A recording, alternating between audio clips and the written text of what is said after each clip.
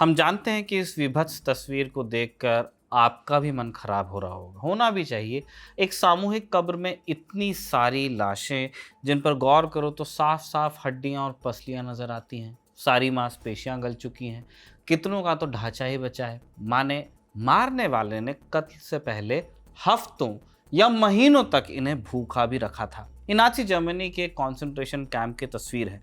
1945 में जब हिटलर की फौज हारने लगी तो एक एक कर पूरे पूर्वी यूरोप और जर्मनी तक में कैंप्स मिले, जिनमें यहूदियों और हिटलर की मुखालफत करने वालों को डाला जाता। पहले भूखा रखा जाता, फिर कत्ल कर दिया जाता। जो तस्वीर हमने आपको दिखाई वो ब्रिटिश फौज ने 23 अप्रैल 1945 को उत्तरी जर्मनी के बर्गन बेल्सन कैंप में खींची थी। जो शख्स लाशों के बीच में आपको खड़ा दिख रहा है उसका नाम है डॉक्टर फिट्ज क्लीन। एक नाची डॉक्टर था जिसने ऑशविट्स और बर्गन बेल्सन कॉन्सेंट्रेशन कैंप में हुए अत्याचारों के लिए वो गिरफ्तार किया गया और फांसी पर फिर उसे लटकाया गया जब ट्रायल्स हुए। ये तस्वीर एक साथ अपराध और अपराधी दोनों को डॉक्यूमेंट करती है और तस्वीर से जुड़ी कहानी आपको बताती है कि न्याय होकर भी रहता है। लेकिन सारी तस्वीरों की ऐसी किस्मत कहाँ, या कह लीजिए कि सारी लाशों की ऐसी किस्मत कहाँ कि उनके कातिल या उन्हें कत्ल करने से पहले हफ्तों महीनों भूखा रखने वालों को सज़ा मिल पाए। सज़ा तो छोड़िए, कितने तो ऐसे हैं जो ये कहने तक को तैयार नहीं कि जो हो रहा है वो नरसंहार है। हम गजा की बात कर रहे हैं। नाची जर्मनी ने जो यूरोप में किया उसका पता तो एलाइज को पहले से था, लेकिन उन्होंने अपनी आंखों से वो सब नहीं देखा था, न उन्हें मालूम था कि कैंप्स में एग्जैक्टली क्या हो रहा था। तभी रेड आर्मी और यूएस आर्मी के जवान जहां कैंप्स देखते उन्हें अपनी आंखों पर भरोसा नहीं होता कि एक आदमी दूसरे आदमी के साथ ऐसा कैसे कर सकता है। लेकिन आज तो स्थिति नहीं है। गजा में जो हो रहा है वो लाइव स्ट्रीम होता है। इतिहास में संभवतः पहला मौका है जब नरसंहार को लाइव कैमरे में कैद किया जा रहा है, लेकिन कोई चूं तक करने को तैयार नहीं। भूमध्य सागर के किनारे एक रिफ्यूजी कैंप बनाया गया है। यहाँ एक तंबू के अंदर ये तस्वीर ली गई जो हमने अभी आपको दिखाई। इसमें एक माँ अपने बेटे को गोद में लिए हुए है। बच्चे का नाम है मोहम्मद और माँ का नाम है हिदाया अल मुतावक। मोहम्मद 18 महीने का है। हिदाया ने जंग के दौरान ही उसे जन्म दिया, पर अब मोहम्मद की हालत ठीक नहीं है। उसकी आंखें बाहर की तरफ निकल आई हैं, पेट सूज गया है, रीढ़ और शरीर की दूसरी हड्डियां इतनी नुकीली दिखती हैं मानो अभी त्वचा फाड़कर बाहर आ जाएगी। मोहम्मद की ऐसी हालत गजा में खाने की कमी से हुई है। हिदाया कहती हैं कि मेरे पास खाने को कुछ नहीं, खुद कुपोषित हूँ, इसलिए बच्चे को दूध भी नहीं पिला पा रही हूँ, इसलिए हफ्तों से सिर्फ उसे पानी ही दे रही हूँ। मोहम्मद की एक 5 साल की बहन है, उसका भी भूख से यही हाल है। हिदाया अस्पतालों का चक्कर लगाती हैं कि कहीं उन्हें अपने बच्चे के लिए दूध मिल जाए, लेकिन हफ्तों से ऐसा नहीं हो पाया है। वो अपने बच्चे को कमज़ोर होता, मौत के और करीब आता पल पल देख रही हैं, मजबूर हैं। गजा में मोहम्मद वैसे अकेला नहीं है जिसका हाल ऐसा है। गजा की 10 लाख की आबादी यानी लगभग आधी आबादी 18 बरस के नीचे है और जंग की वजह से लगभग पूरी आबादी पर ही भुखमरी का खतरा मंडरा रहा है। गजा के स्वास्थ्य मंत्रालय ने कहा है कि भूख की वजह से अब तक 133 लोग मारे जा चुके हैं। सनद रहे ये नंबर केवल वो है जिन्हें मंत्रालय दर्ज कर पाया है। जानकार कहते हैं कि अनाधिकारिक आंकड़ा इससे और ज़्यादा हो सकता है। खतरा इतना गंभीर है कि अगर खाने पीने की सप्लाई बहाल नहीं की गई तो आने वाले कुछ दिनों में गजा में 1 लाख बच्चों तक की जान पर बना सकती है। ये चेतावनी 27 जुलाई को ही गजा के मीडिया विभाग ने दी है। पर गजा में यह हालत बने कैसे? दुनिया इसके लिए क्या कर रही है? यूएन और अंतर्राष्ट्रीय एजेंसियां इस पर क्या कह रही हैं और इसका हाल क्या है? आज के शो में इन्हीं सवालों के जवाब देंगे। नमस्कार, स्वीकार कीजिए निखिल का। आप खबर गांव का डेली इंटरनेशनल बुलेटिन राजदूत देख रहे हैं।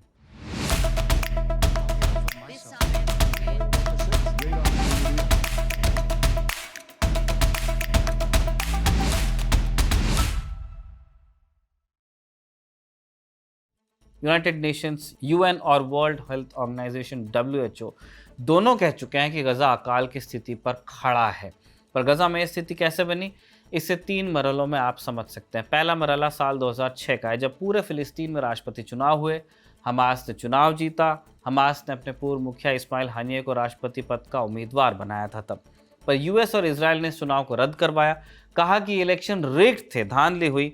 इसके बाद फतेह और हमास के बीच जंग हुई। नतीजा, हमास ने गजा पर कब्जा किया और फतेह वेस्ट बैंक तक सिमट कर रह गया। हमास के कब्जे की वजह से इजराइल ने 2007 से पूरे गाजा की नाकेबंदी कर दी है। 2025 चल रहा है, 2007 से ब्लॉकेड है। बेसिक ज़रूरत का सामान गज़ा नहीं आने देता है इसराइल। कंस्ट्रक्शन के लिए जो लगती हैं चीज़ें, लोहे की छड़, सीमेंट वगैरह, इसराइल का कहना है कि हमास इससे हथियार बना लेता है। वो खाने पीने के भी लिमिटेड ट्रक ही गज़ा में आने देता है। गज़ा तक ये सब सामान पहुंचने के दो ही रास्ते थे, एक इजरायली बॉर्डर केरम शलोम और दूसरी इजिप्ट की तरफ वाली रफ़ा बॉर्डर। इसराइल ने रफ़ा वाली बॉर्डर बंद करवा दी। अच्छा, जंग से पहले जो इसराइल की तरफ वाली बॉर्डर थी उससे 450 से 500 ट्रक आते थे। ज़्यादातर में खाने पीने का सामान और दूसरी ज़रूरत का सामान होता था। गज़ा अपनी ज़रूरत का 80% इसी तरह आयात करता था। कुछ सब्ज़ी अपने यहाँ उगाता था। चूँकि एक सीमा समंदर से लगती थी तो वहाँ से मछली पकड़ी जाती। बाकी थोड़ा बहुत पशुपालन भी यहाँ होता। खेती बड़ी मात्रा में यहाँ नहीं हो पाती, इसलिए ज़्यादातर इजरायली प्रोडक्ट्स ही यहाँ मिलते थे।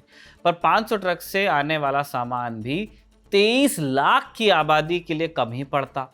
इसलिए हमास ने इजिप्ट से सामान लाने के लिए ज़मीन के अंदर टनल्स बनाई। ये टनल्स इतनी बड़ी होती हैं कि आसानी से ट्रक भी इसमें चलते थे। इजिप्ट से सामान की तस्करी इसी तरह शुरू हुई। बीच में इजराइल इन टनल्स को बंद कर दिया करता, यानी हर जगह से उसने निगरानी तेज़ की हुई थी, जिससे पर्याप्त मात्रा में ज़रूरत का सामान गज़ा पहुंचना तकरीबन नामुमकिन था। इजराइल की इसी नाकेबंदी की वजह से यूएन कई तरह के फूड प्रोग्राम्स गज़ा में चला रहा था। भुखमरी को समझने के लिए दूसरा मरहला जो है वो शुरू होता है अक्टूबर 2023 के जंग के बाद। जंग शुरू होने के बाद इजराइल ने गज़ा की पूरी नाकेबंदी की। इजराइल के तत्कालीन रक्षा मंत्री योआव गैलेंट ने कहा कि हम जानवरों से लड़ रहे हैं, इसलिए सलूक भी वैसा ही करेंगे। बिजली, खाना, पानी, सब कुछ सप्लाई काटी गई। यूएन का फूड सप्लाई नेटवर्क भी पूरी तरह ठप हो गया। नवंबर 2023 में हमास और इजराइल के बीच अस्थायी युद्ध विराम हुआ। इस दौरान खाने की थोड़ी बहुत सप्लाई बहाल की गई। थोड़ी बहुत कितनी? 20 से 30 ट्रक प्रतिदिन। हम बता रहे थे कि 450 से 500 ट्रक्स कम पड़ते थे, यहाँ 20 से 30 ही आ पा रहे हैं। यूएन ने उस समय कहा था कि ये पर्याप्त नहीं है। जनवरी 2024 में यूनिसेफ और वर्ल्ड फूड प्रोग्राम ने एक जॉइंट स्टेटमेंट जारी किया। उन स्टेटमेंट की एक लाइन थी, north Gaza is at risk of famine and children are dying of starvation. ये पिछले साल जनवरी का स्टेटमेंट है। इस बात को लगभग 1.5 साल बीत चुका है, स्थिति बदतर हुई है। मार्च 2024 तक पानी की कमी इतनी हो गई कि लोग गंदा पानी पीने को मजबूर हो गए। मार्च महीने में ही यूएनआरडब्ल्यूए ने कहा था कि गज़ा की लगभग आधी आबादी कैटास्ट्रॉफिक हंगर में है। तीसरा मरहला शुरू हुआ मार्च 2025 से इस साल। जनवरी 2025 में हमास और इजराइल के बीच युद्ध विराम की घोषणा हुई, लेकिन मार्च महीने में इजराइल ने युद्ध विराम तोड़ा। फिर गज़ा पर ताबड़तोड़ हवाई हमले हुए। जनवरी से मार्च महीने तक ज़रूरत का सामान गज़ा पहुंचा, लेकिन युद्ध विराम के बाद एक बार फिर गज़ा की पूरी तरह नाकेबंदी कर दी गई। यहाँ तक कि यूएन की एजेंसियों पर भी प्रतिबंध लगा दिया गया जो यहाँ खाना बांटने का काम कर रही थी। मई 2025 में नेतन्याहू पर इंटरनेशनल प्रेशर बहुत ज़्यादा बढ़ गया था, इसलिए उन्होंने कुछ ट्रक गज़ा जाने की अनुमति दी। ये भी पर्याप्त नहीं था, कई जानकारों ने इसे एक पिया स्टंट बताया। मई महीने में जब थोड़ी बहुत सप्लाई शुरू हुई थी, उस समय नेतन्याहू ने एक स्टेटमेंट दिया था। वो स्टेटमेंट हम आपको बता रहे हैं, ध्यान से सुनिए। उन्होंने कहा, हम गज़ा में राहत का सामान भेजने का फैसला एक करीबी मुल्क के कहने पर ले रहे हैं। यानी खुद की नैतिकता वाला ये फैसला नहीं था, इंटरनेशनल प्रेशर में ही भेज रहे थे। एक और बात, जब नेतन्याहू ने यूएन की संस्थाओं से खाना पानी बांटने का जिम्मा वापस लिया तो इस काम के लिए एक नया संगठन बना दिया, गज़ा ह्यूमैनिटेरियन फाउंडेशन GHF। ये संगठन इजरायली फौज की निगरानी में फिलिस्तीनियों को आटा बांटता है। जब इजरायली लोग GHF से आटा लेने जाते हैं तो इजरायली फौज उन पर गोलियां चलाती है। अब तक सिर्फ आटे की लाइन में 1000 से ज़्यादा फिलिस्तीनियों की हत्या हुई है। GHF की कहानी हम राजदूत के पिछले एपिसोड्स में भी बता चुके हैं, लिंक आपको डिस्क्रिप्शन में मिल जाएगा। वर्ल्ड हेल्थ प्रोग्राम यानी WHP का कहना है कि गज़ा में हर 3 में से एक व्यक्ति कई दिन से भूखा है, उसने कुछ नहीं खाया। WHP ने यह भी कहा है कि 90,000 महिलाओं और बच्चों को कुपोषण के इलाज की तुरंत ज़रूरत है। गज़ा में केवल 2 पीडियाट्रिक टीम्स बची हैं जो बच्चों का इलाज कर सकती हैं, यानी 10 लाख बच्चों वाली आबादी में महज 200 का इलाज एक दिन में संभव है। ब्रिटिश अखबार द गार्डियन से गज़ा में बच्चों का इलाज कर रहे डॉक्टर कह रहे हैं कि खाने की कमी से बच्चे बीमार हैं। अस्पताल इतने भर गए हैं कि बच्चों को ज़मीन पर सुलाना पड़ रहा है। गज़ा का स्वास्थ्य मंत्रालय तो कह रहा है कि अगर ऐसा ही चला तो आने वाले कुछ दिनों में 1 लाख बच्चों की जान जा सकती है। इसलिए क्योंकि गज़ा में baby formula and nutrition supplements की भारी कमी है। गज़ा का स्वास्थ्य मंत्रालय स्थिति को मैसेकर इन स्लो मोशन कह रहा है, यानी धीमी गति से हो रहा नरसंहार। पिछले महीने ही यानी जून में 2025 की बात हो रही है, यूनिसेफ ने कहा था कि गजा में 5,000 से ज़्यादा बच्चों का इलाज कुपोषण की वजह से किया जा रहा है। इन बच्चों की उम्र 6 महीने से 5 बरस तक की थी। यूनिसेफ ने यह भी कहा था कि बच्चों के इलाज के लिए पर्याप्त मात्रा में दवाई और मेडिकल उपकरण नहीं है। 23 जुलाई को एमनेस्टी इंटरनेशनल ने कहा starvation of civilians as method of warfare, यानी इजराइल हथियार की तरह भूख का इस्तेमाल कर रहा है। 24 जुलाई को यूनिसेफ ने कहा children in Gaza starving to death, severe malnutrition is spreading faster than aid can reach them, यानी बच्चे भूखमरी से मारे जा रहे हैं। कुपोषण इस तेज़ी से फैल रहा है कि जो मदद आ भी रही है वो पूरी नहीं पड़ रही है। 25 जुलाई को WFP ने कहा कि लगभग 5 लाख लोग गजा में फैमिन लाइक स्थिति में हैं, यानी भुखमरी की कगार पर। अंतर्राष्ट्रीय एजेंसियां बयान दे रही है लेकिन इसराइल को कोई फ़र्क नहीं पड़ रहा है। अब तक इस जंग में 17,000 से ज़्यादा बच्चे मारे जा चुके हैं। कुल मारे गए लोगों का आधिकारिक आंकड़ा 57 के पार पहुंच रहा है।